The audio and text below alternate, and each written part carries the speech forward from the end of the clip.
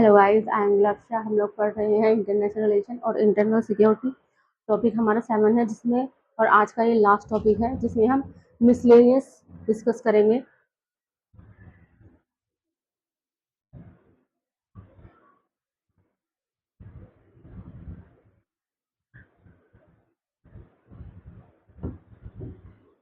Miscellaneous topic इसमें पहला है इंडियन डायस्पोरा।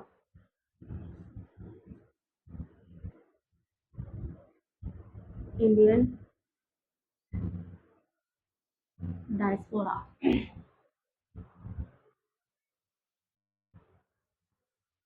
प्राइम मिनिस्टर ने इनॉग्रेट किया है 18th प्रवासी भारतीय दिवस कन्वेंशन एट भुवनेश्वर में उड़ीसा ऑन जनवरी 9, 2025 को। थीम क्या थी इसकी? डायस्पोरास कंट्रीब्यूशन टू अ विकसित भारत। ठीक है। अबाउट क्या है? प्रवासी भारत दिवस पीबीडी इनिशिएटेड है इसका 2003 by government of India under PM Atal Bihari Vajpayee में frequency celebrated biennially on January 9th। Significant of the date कौन सी है इसकी? Marks Mahatma Gandhi return to India from South Africa in 1915 में। Symbolise the contribution of the Indian diaspora to India's development and freedom struggle. Diaspora क्या है? ये एक term है डायस्पोरा जो ड्राइव करता है ग्रीक वर्ड डाई मतलब मीनिंग थ्रू एंड स्पीरियो मीनिंग है इसका टू स्कैटर, सिग्निफाइंग करता है डिस्पर्शन और स्कैटरिंग को। कैटेगरीज ऑफ इंडियन डायस्पोरा की क्या है? Indian diaspora can be categorise based on legal definition and their connection to India, जैसे कि non residence Indian NRIs, PIOs, OCI card holders.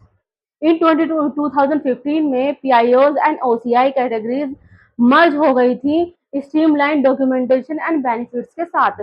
Significance of Indian diaspora क्या था? Indian diaspora with less than 35 million individuals spread across 125 countries play a crucial role in shaping India's global influence, economy and cultural heritage.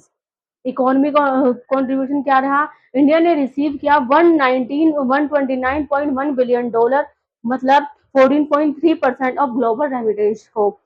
In remittance इन 2024 जिसमें ये highest था ever for a country in single एक year के लिए। Next है island development agency. Island development agency हाल ही में यूनियन मिनिस्टर ऑफ कॉर्पोरेशन ने चेयर किया है 7th meeting of the island development agency in New Delhi में। इसलैंड डेवलपमेंट एजेंसी क्या है? कॉन्स्टिट्यूशन एस्टैब्लिश हुई थी इन 2017 में under the ministry of home affairs to oversee the holistic development of island के। लीडरशिप चेयरमैन है इसके home minister of India, convener है CEO of NITI Aayog. Members secretary of tourism, tribal affairs, environment, home affairs and cabinet secretary. Mandate NITI Aayog का task है with steering the sustainable and holistic development of island. Gold card route to US citizenship.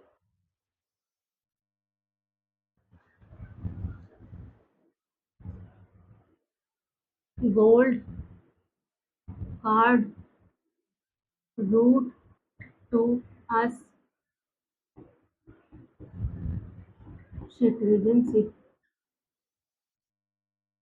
हाल ही में president हमारे जो है Donald Trump announce किया है एक इमिग्रेंट इनिशिएटिव। इसका एम था वेल्थी फॉरेन इन्वेस्टर और एक card gold card. Gold card क्या है? इसका पर्पस है ये अलाउ करता है wealthy individual to open a US green card and a pathway to citizenship through investment के कर सकता है। ऑब्जेक्टिव क्या था? रिप्लेस किया था इसने EB-5 programme with higher price के साथ streamline option for foreign investor के साथ में। इन्वेस्टमेंट रिक्वायरमेंट कितनी थी? $5 million स्टैंडर्ड इन्वेस्टमेंट थी। 88 lakh dollar for target employment areas था इकोनॉमिकली डिस्ट्रेस जोन्स के लिए। बेनिफिट परमानेंट रेसिडेंसी थी, eventual US citizenship and reduce कर किया था fraud in investment based immigration में। नेक्स्ट है याल्टा समिट।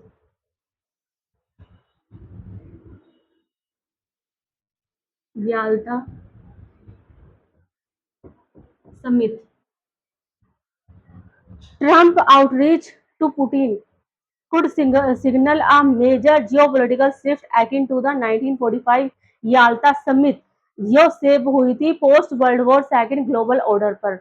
याल्टा समिट क्या है? When and where?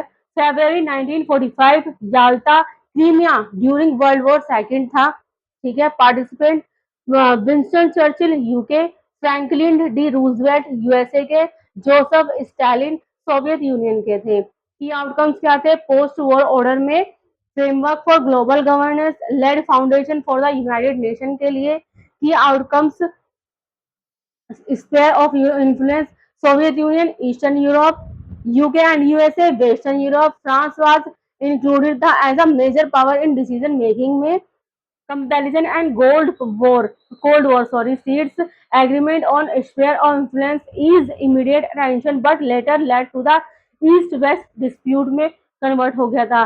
लेगेसी क्या थी? एस्टैब्लिश किया था post war balance of power with the US, UK, USSR and China as key global actor थे। Next है beggar thy neighbour policy.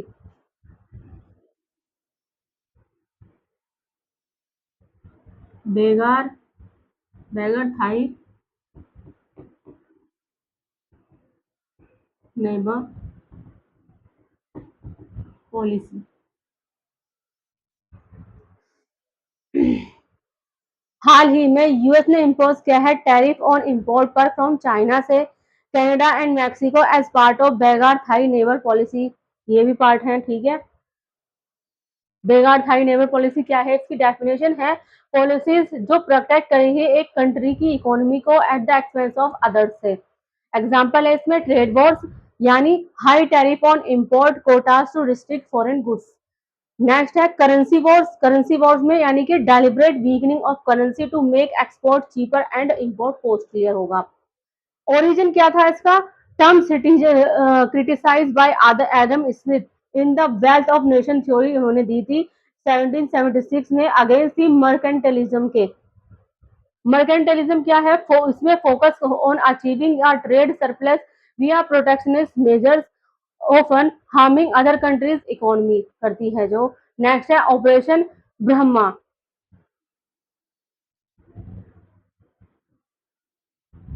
Operation Brahma. Operation Brahma क्या है? इंडिया ने लॉन्च किया है operation Brahma sending humanitarian aid and relief supplies to the earthquake hit Mandalay region of Myanmar के। ठीक है। एफर्ट अंडर ऑपरेशन ब्रह्मा क्या थे?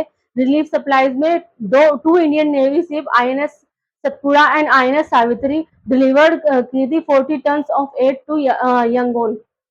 एयर सपोर्ट में एआईएफ C-13J एयरक्राफ्ट कैरी करेगा इमरजेंसी सप्लाईज इंक्लूडिंग होंगे इसमें food, water, medicine and tents.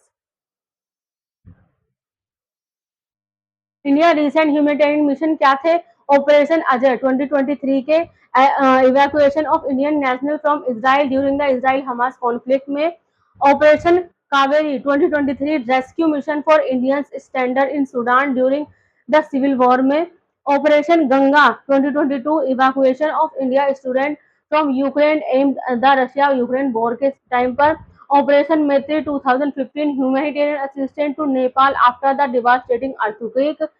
Operation safe homecoming 2011 evacuation of Indian from war torn Libya में। नेक्स्ट है right to resident and deportation in India. Right to resident and deportation to India. Recently हाल ही में Supreme Court India ने upheld किया है deportation of a Sri Lanka Tamil national रिटरेटिंग that India can not be a dharamshala for foreign national के लिए। मतलब कि सुप्रीम कोर्ट ने क्या है तमिलनाडु के जो इमिग्रेंट हैं उन लोग श्रीलंका से जो आते हैं तमिलनाडु में उनके लिए कहा है कि इंडिया क्या है धर्मशाला नहीं है फॉरेन नेशनल्स के लिए। ये बोला है सुप्रीम कोर्ट ने। ठीक है। सुप्रीम कोर्ट ऑब्जर्वेशन क्या रहा, कॉन्स्टिट्यूशनल प्रोविजन में right to resident and settle in India is guaranteed only to Indian citizens and article 19(1)(e) को ही होगा। आर्टिकल 14 एंड 21 अप्लाई होंगे all person but do not confer करेंगे एक right to stay in India और foreign nationals के लिए। Deportation ये रेफर्स करते हैं to a forcible removal of a foreign national from India से। ग्राउंड फॉर डिपोर्टेशन का क्या रहा, वीजा वायोलेशन, इलीगल एंट्री और over stay, involvement in criminal activities, threat to public safety or national security. About deportation versus extradition में deportation is unilateral removal है by the host country की, extradition is a bilateral legal process based है on treaties पर।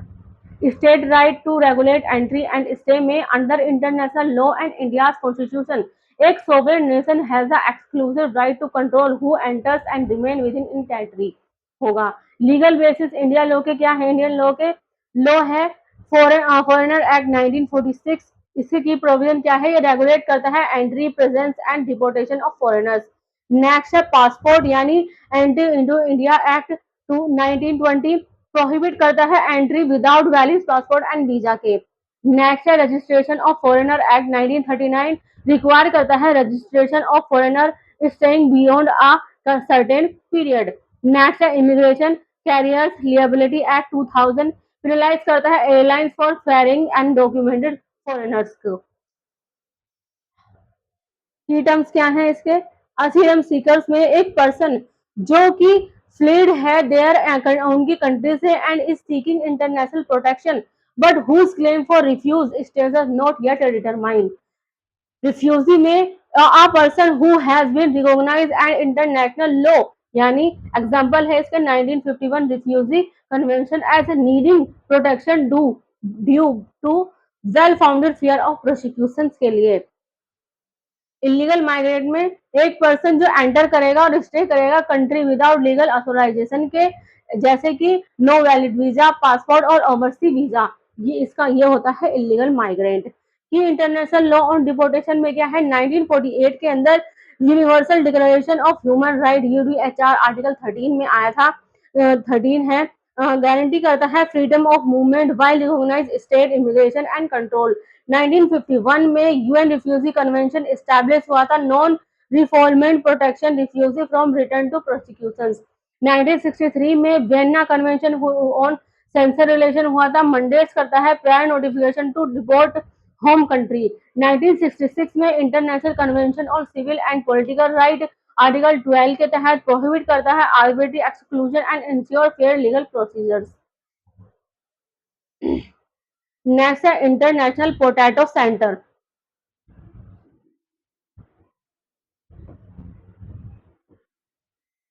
International potato centre Center has approved the establishment of a South Asia Regional Center of the Peru-based International Potato Center पर है CIP in Agra district of Uttar Pradesh India. International potato centre कब establish हुआ इसका, headquarter है इसका founded हुआ था इन 1971 में, हेडक्वार्टर है इन लीमा पेरू के अंदर। कोर फोर्स एरिया है इसका research and development on potatoes, sweet potatoes and Andean tubers पर। Objective enhance food and nutrition security, increase farmers income and employment opportunities, improve productivity, post harvest management and value addition in potato and sweet potato value chain पर। global potato production में India is the second largest producer and consumer of potatoes worldwide. Production 2020 51.30 million tons, China की rank है first with 78.20 million tons के साथ में। Potato production in India में leading state है Uttar Pradesh 90 MMT and West Bengal 30 MMT, follow करता है Bihar 9 MMT, Gujarat, Madhya Pradesh and Punjab भी। Historical context, potatoes are not indigenous to India, India के इंडिजिनस नहीं है, इंट्रोड्यूस किए गए थे पुर्तगीज ट्रेडर द्वारा in the early 7th century में। नेक्स्ट है 5 eyes intelligence. 5 eyes intelligence intelligence officer from several countries, कई कंट्रियों के गैदर किए किए गए इन दिल्ली दिल्ली में ऑन मार्च 16, इंक्लूडिंग थे उसमें three representative from the five eyes alliance से। फाइव आई क्या है? FVEY। ओरिजिन कहाँ इस्टेब्लिश हुआ था? After world war second as a intelligence sharing alliance की तरह। मेंबर कंट्रीज थी इसकी Australia, Canada, New Zealand, United Kingdom और United State. Core function cooperation is signals intelligent and strategic intelligence sharing। ठीक है। एचेलॉन सिस्टम में एक global electronic surveillance and EWAS dropping network developed by the alliance to intercept communication world wide. Oversight mechanism में five eyes intelligence oversight करेंगे and review करेंगे council को। Establish हुआ था इन 2016 में as a non political oversight body के तहत। Facilitate करता है cooperation on share intelligence oversight and accountability issue among member states में। नेक्स्ट है Raisina dialogue 2025। Raisina dialogue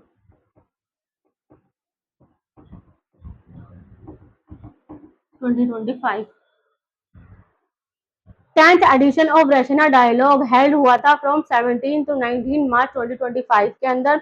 रेशना dialogue क्या है? It is India premier conference on geo politics and geo economic held हुई थी annually in New Delhi since 2016 से। Organise by ministry of external affairs and observer research foundation था। Theme थी इसकी Kala Chakra people peace and plant पर। Next है commission on the status of women, CSW।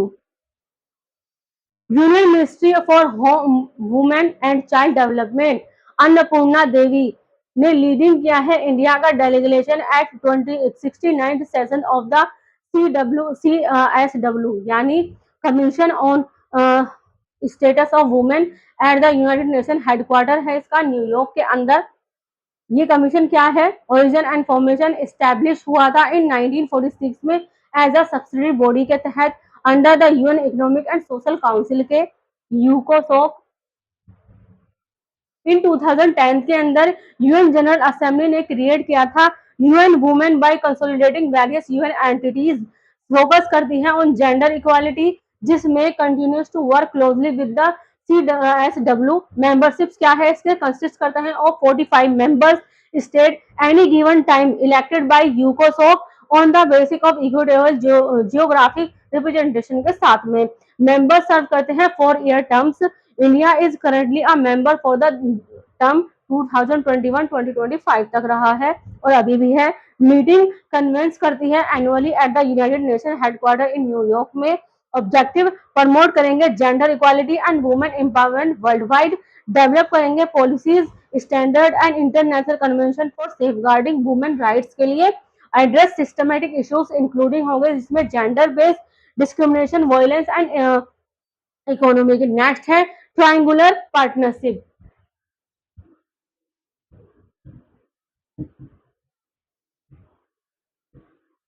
Triangular partnership एक new OECD Islamic